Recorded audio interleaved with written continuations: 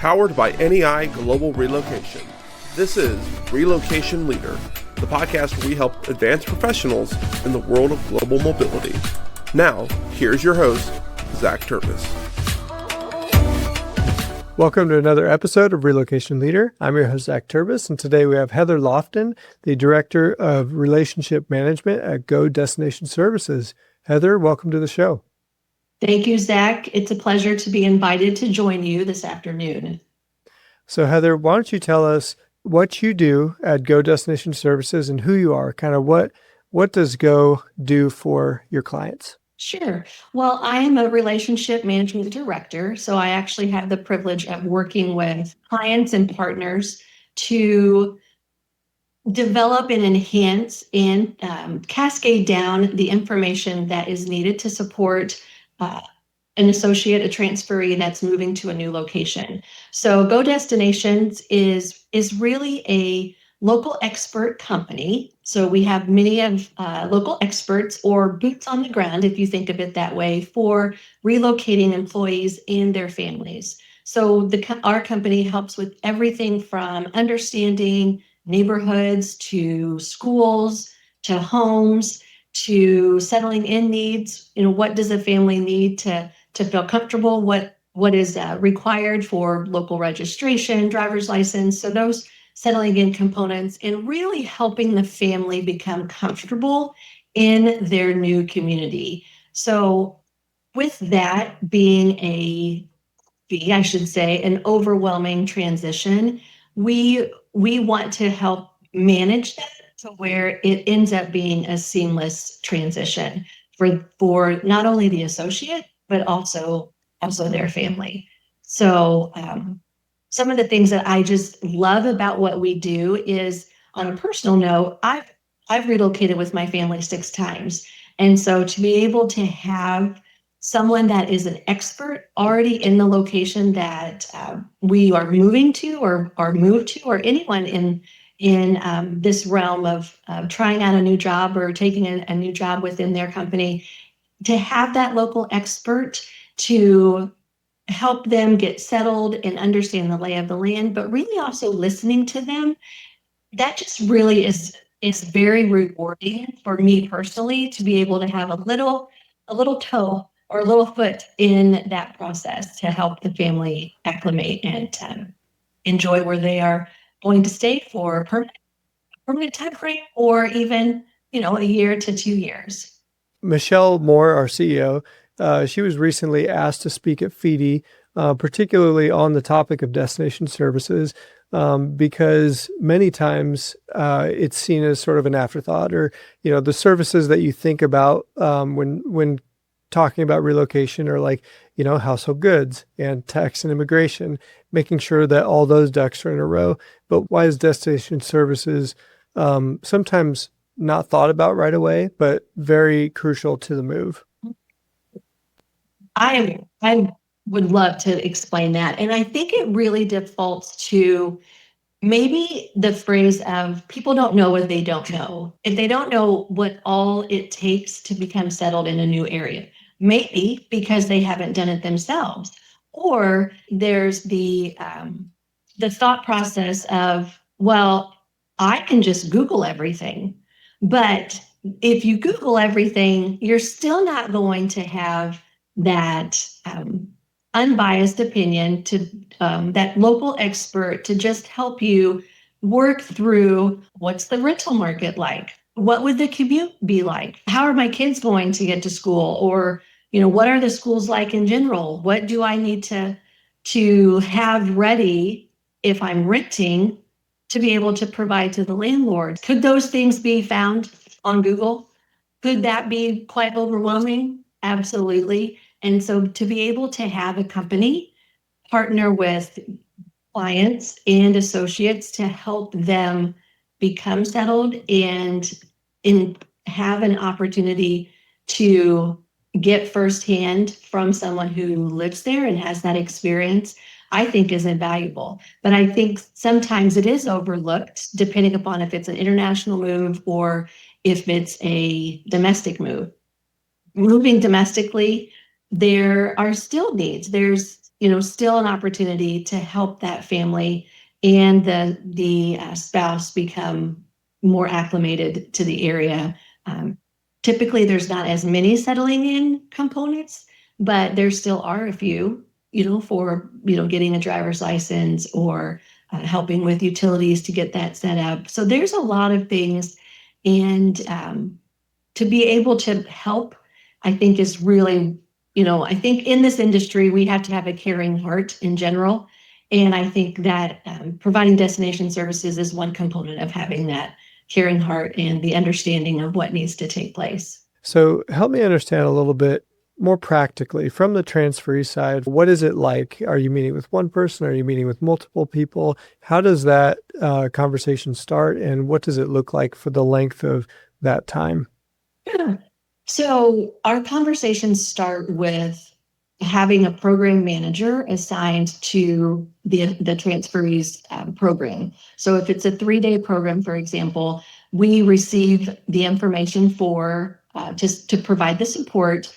The program manager within Go will have a conversation, really get to know the transferee, get to know the dynamics of the family, and then from that information that we've gathered, we actually then identify who we feel would be the best fit consultant to support the family. So if there is a family involved, then of course, depending upon the age of the children, there would be schools involved. So we would want to identify a consultant that not only has rental market knowledge, but area knowledge, but then also how much information do they have within their tool belt of schools to be able to share the dynamics or the location of this particular school. And if you're wanting to live in this area, these are the schools that funnel to that area. So it's really, you've got the program manager who manages the overall program, but then you have the local consultant who is that face-to-face, boots on the ground or on the ground support, providing their expertise in order to achieve what priorities the family has that they had shared with us initially. What's the frequency of meeting with the family like? If you're like the consultant, or does that vary based on the person or situation? Like what are, I guess, best practices there to where we're really getting them the support that they need and that they can feel like they're starting to understand that new environment? Sure. So it really depends on the program that we are asked to support. So just to use an example of a 3-day program, and depending upon the arrival time frame and when they are, how long they're in temp housing, but most of the time, right off the bat, at the very beginning, there's a couple conversations that take place for expectation setting and also planning purposes. And then depending upon how quickly they need to secure their rental property, then it could be within 3 days, or it could be within 3 weeks. So it really just varies on the urgency or the need, the timing of securing that property. But the consultant is connected to them. The consultant wants to get to know the individual and their family so they can understand how to best support them with the needs that they have. And is it they're meeting together physically? Are they just calling each other, exchanging messages, or is it kind of a hybrid of both, or does it depend? Sure, it does depend. It depends on the timing. So a lot of conversations will take place over the phone. Some will take place via email, but our model within Destination Services is actually accompaniment. So the consultant will schedule time to pick up the transferee. The family's invited to join on the tour, join the properties. And really, one thing that is really, really beneficial to have that local consultant is, there's so much technology that could be utilized to assist with, say, rental finding. Someone could go and find a rental property online. However,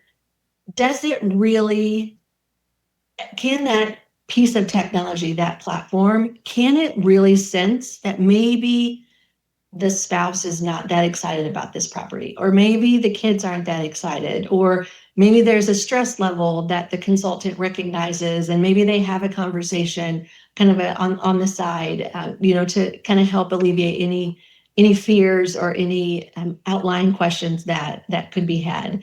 But ideally, the appointments are face-to-face when you're touring properties and going on an area orientation. And even going to the Department of Motor Vehicles can be very overwhelming for a U.S. citizen. But if you put in, maybe there's a language barrier or trying to collect all the necessary documents, it could very well be mind-boggling, just like it would be if you or I, Zach, were going to another country, moving there. What do you look for in a consultant? Because I know that it can't all be just about knowledge, right? It's good that you have knowledge, but this is these people's first experience with an area. And I imagine that, you can have a burger joint that you love, but then you go there and receive bad service and you're like, never again. I'll find somewhere else to go. Right. And I imagine the same thing could be like these, companies are paying you to orient the transferee, yes, but also make them feel welcome to the area because they really need them there, So like, what do you look for in a consultant? Right. Well, the first thing that you said, knowledge, absolutely. They need to have knowledge of the area or are willing to invest a little bit in themselves to learn about this suburb or that suburb. A lot of our consultants are expats themselves. A lot of our consultants have not moved internationally, but they have moved domestically, so within the U.S., and a lot of them actually speak another language. So having those ingredients, but then also really having a good empathetic heart, you can sense that in conversations a lot of times.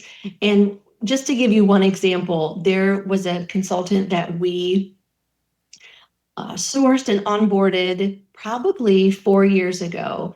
And I'm happy to say that I was a program manager at the time where I did a coaching call with this consultant. So I had already spoken to the family, and I cataloged all of their requirements, their preferences. I took that information and then shared it with this local consultant in the Atlanta area. And I said, okay, so these are the expectations. This is what I need you to assist with. And fast forward 4 years, she has developed such a relationship with her transferees that she's privileged to work with. She was asked to be a godmother for one. So that's where one of our taglines within Go Destinations is "You have a friend in the city." And that is an example of the connections we have as Go to the local consultants that we onboard and we have the privilege of working with. You never know where that's going to lead to, but having that as an example of the relationships that can be created and developed and flourished is it just puts a smile on my face, to be honest with you, for that, to have that connection. Now I'm gonna throw you a curveball here, okay? Okay. So I'm a baseball fan, right? Royals. Say I lived in Kansas City and I watched tons of Royals games all the time, season ticket holder, but my job is sending me to San Francisco, right? Mm-hmm. I love baseball, and I'm really used to going. Is that destination service provider going to take me to a Giants game? You know what?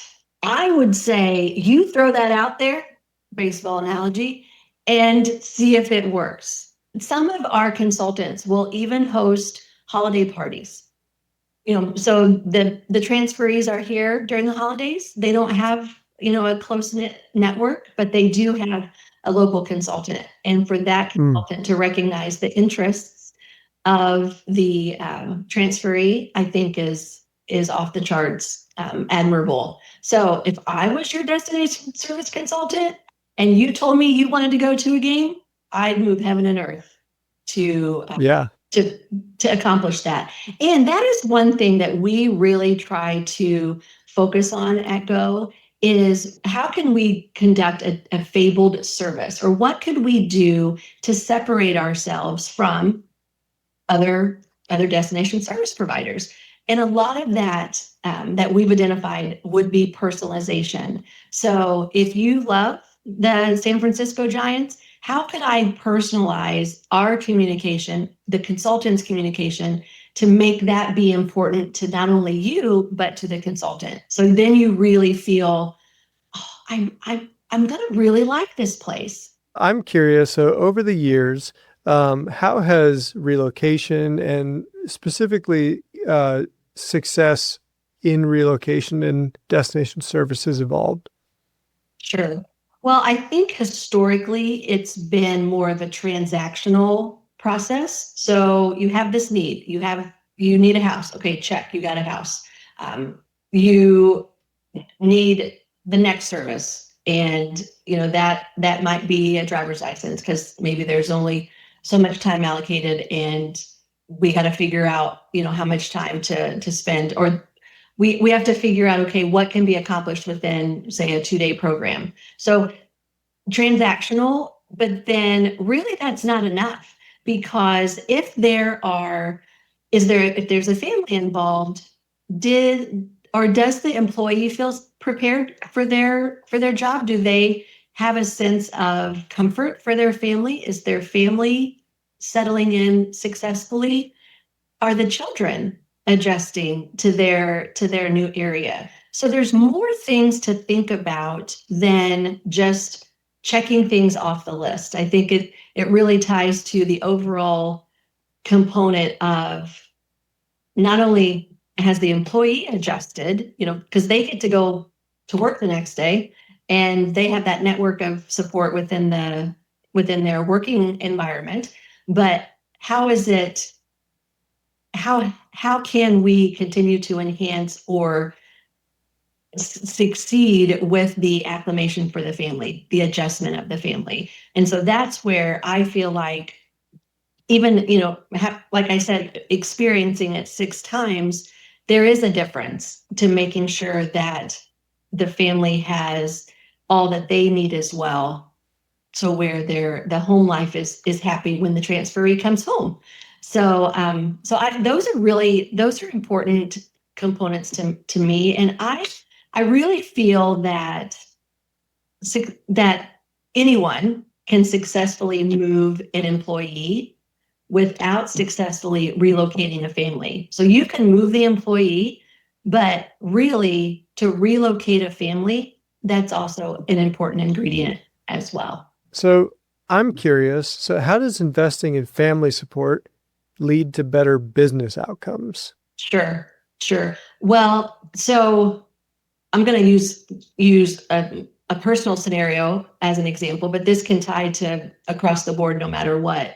If they're concerned about the happiness of their family, they're not going to be as focused in their new role in their job. So if we can help the family become acclimated, become comfortable in their new area, that I feel decreases the stress load on the transferee. And so if the transferee is happy, successful, knowing that the family's good to go, the kids are getting involved in activities, then they're way more productive. And it affects the bottom line, where they're going to be pleased with the decision that they made as a family. And it's going to affect the retention. It's going to affect the transferee's engagement with their company and their new role, and then ultimately the success of the assignment. I think the last thing that a company wants to experience is to invest thousands of dollars into a transferee into a move, and then within 6 months the transferee is like, this isn't cutting it. This is not going to work for our family. So then the alternatives are requesting to move again, and then that's additional money, or then they decide to quit. But then the company has to hire. So it's where there is it's really important to on the financial side for a company to make sure that everything is going smoothly. And it's not to say that that families are not going to need to, or they're not going to have hiccups, or they're not going to have, a son saying, "Oh, I hate it here," and crying all the way to swim practice because they don't know anybody. But it is important to make sure that it's recognized, and that maybe the spouse, I think a lot of times there is, how's the employee doing on the job? That's great. Well, how are the kids adjusting? How's the spouse adjusting? How's the partner adjusting? And having those conversations to lead to that ultimate success for the client, for the company. I feel that when an employer recognizes and supports the family, it does also send a pretty positive message to that employee saying, "You know what, we recognize that what we've asked of you and your family, and we thank you for that." So, Yeah. I think that's a powerful thought process for companies to have. I wanted to kind of turn our attention a little bit to technology. It's kind of everywhere. And I think that so many people really want to know sort of with every service, like, how is technology affecting it? Is the next time I fly into a new city and I don't know where I'm at, are they just going to hand me a chatbot? What say you? Right. Well, I think there is a place for technology in destination services. And I think that place is more of enhancing the support. It doesn't replace that face-to-face support. So not long ago, I think it was back in April, I was asked to speak on a panel regarding AI in destination services. And every company or every department within our company utilizes AI in some way. We all use technology. We have an app, we've got those tools at their fingertips. But like I mentioned earlier, if a model is just to go to technology, you do overlook, because you don't see it, the emotional part, the adjusting, the smiles on the face, or the stress level that individuals are experiencing. And so really, technology is very valuable, but I think it has to be implemented and utilized for efficiency's sakes, as opposed to replace that human connection. Because you want to, in my opinion, and in our company's opinion, that human connection is invaluable. And so how can technology enhance that human connection? Yeah, I can't imagine like getting handed a chatbot and saying, "I really miss where I used to live," and it's saying, "Yeah, me too." You're like, what? Right. Right. It's just like, obviously there are some things that technology can't do. At the same time, quicker, more reliable. Like, there are definite wins that we can look at and say, if it just helps us get to the destination quicker in better shape, then why wouldn't we use it, right? I wanted to highlight that you were kind enough, I guess, to give us a few quotes that I was really intrigued about. One of them was actually, it was a Bill Gates quote. It said, "The advance of technology is based on making it fit so that you don't really have to even notice it." And it does, there's research involved within our company. We have a research team. Our consultants do research on their own, and utilizing technology to help in those capacities does then free up to have more time for face-to-face, more human interactions. So, there's definitely a value, but at the end of the day, it's an enhancement. Technology and AI is an enhancement. It's not a replacement. Here's another one. It's not about technology, so kind of getting away from that a little bit. But you said, so the strength of well, not you, but you gave me this quote from Mario Puzo. Said, "The strength of a family, like the strength of an army, lies in its loyalty to each other." Mm-hmm. Why do you think that is a quote that matters for destination services in particular? Right. I really feel it ties to you're uprooting your family and you are all one unit. So working together, recognizing that maybe, you know, John is needing a little downtime, and maybe the downtime is the whole family goes to the park or they go to the beach and they just hang out. They hang out as a unit because not the transferee is not the only one that took a new role. Each family member has taken a new role. They kind of taken a new identity, you know, where they're moving. But how can we, as a group, stay together, stay strong, and enjoy our new life that we are creating in our new area? Yeah. I feel like there's a lot of excitement in that too. Mm-hmm. Um, okay. So, um, last quote. And I like this one the best, so I saved it for last. It's a John Wooden quote, Okay. and it says, "Things turn out best for people who make the best of the way things turn out." Oh, this quote just puts a smile on my face because this is a quote that I had not heard of prior to my husband saying, "This is my favorite quote." And I was like, "Oh, okay." So as a family, so I'm a mom of two men, 28 and 25, and my husband and I basically have adopted this as a family motto. Everything is not going to go your way, no matter what. No matter if it's all roses and sun outside, there could be something there could be a storm cloud that blows in. So your mindset, how you interpret and make the best of what that situation is the bigger point. So making the best of the way things turn out, and making sure that maybe that tape is playing in your mind of, yeah, this really stinks. I can't believe this, but I should be thankful that I've experienced this. I'm going to make the best of this situation. It's a quote that we live and breathe by. With the four of us having moved that many of times, there were challenges, but we've made the decision as a family, as an army, and how are we going to make the best of the situation that we put ourselves into? Do you ever get in situations where you feel like you have to pass that mentality on to the transferee in some way, shape, or form?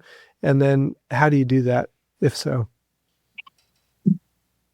I'm happy to answer that. I will have to kind of think wear my program manager hat because I don't have the direct conversations with the transferees in the role that I am in. But I think really from the very beginning of having conversations, when I would wear that hat, I would really try to get to know the family and ask, what does the family like to do outside of, if they're school age children, outside of school? So we can highlight something that maybe they can look forward to and be excited about. So it can help with, oh, maybe I did just leave my soccer team in Boise, Idaho, but I get to be a part of this new team, and just understanding that everybody's new at something at some point. So having those conversations, but I think really it also starts with that communication that our program managers and our consultants have to build that relationship and build that trust in the various conversations that they have, and really get to know the associate and or the spouse. It kind of reminds me, I'm going to butcher the quote, but um, I feel like what you're doing is you're giving them hope, right? And, I've heard a quote one time, and I'm not sure of the actual time, time increments on this, but it was essentially, humans can live for 3 weeks without food, 3 days without water, but not a second without hope, right? Okay. And it makes me feel like, when you do have those conversations and you're obviously noticing that they're not super excited about this, but you can find something that gives them hope, you know, and then you can find where that hope is anchored in the new environment. Mhm. You can sort of plant seeds of like, this is going to be all right, you know? Mhm. And I feel like that means so much to families, you know, where, because like you said, it's not always going to be, I'm really excited for this move, Right. you know, but it's not that they can't make it a good move if they have the right mindset and the right hope. Right.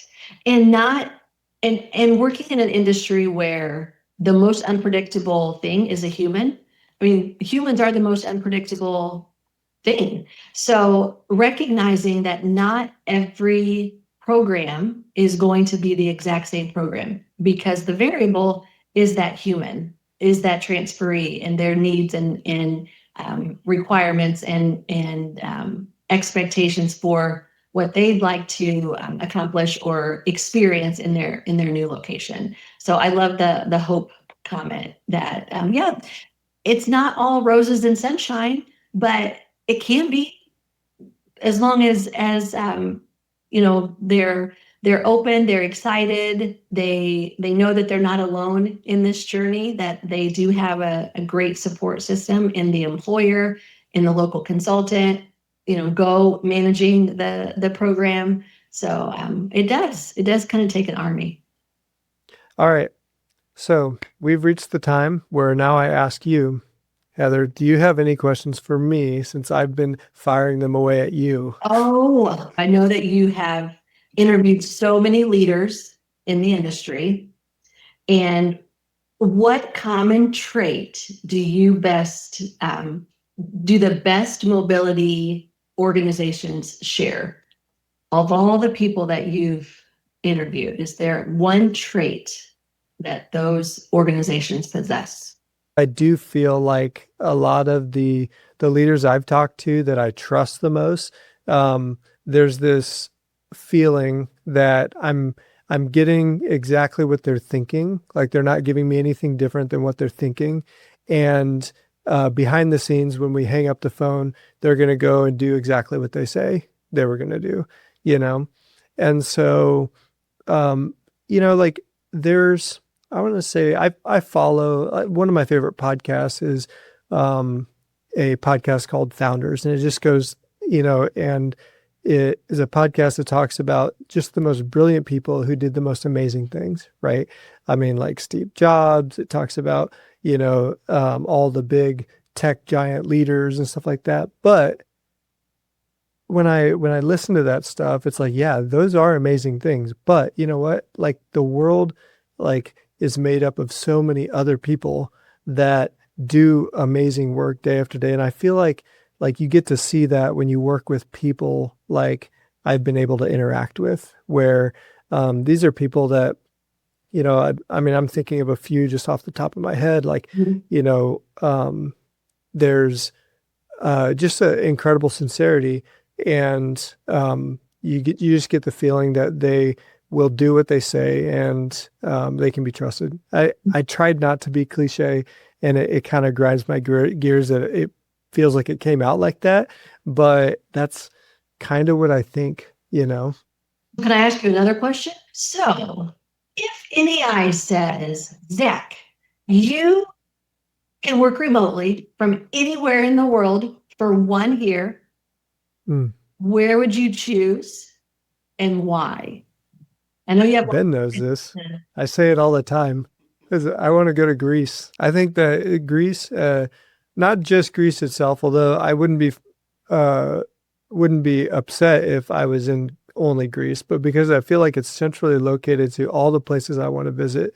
You know, like I want to go to Italy, I want to go to Jerusalem, I want to go to lots of places in Greece, and I feel like that Mediterranean climate is like was made for me. You know, so Oh, yeah.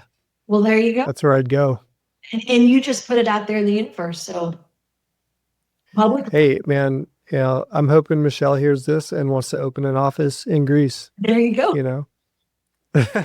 Well, Heather, I want to thank you so much for coming on our podcast. It was certainly fun sitting down with you, talking about destination services. I do feel like I learned a lot, and that if I ever get relocated, I'm going to have to ask where are the baseball games in Greece, and can you take me to a game? Well, there you go. And we would engage our research department, and we would engage a local consultant for you to help. You have to find another sport, but yes, we can go to a game.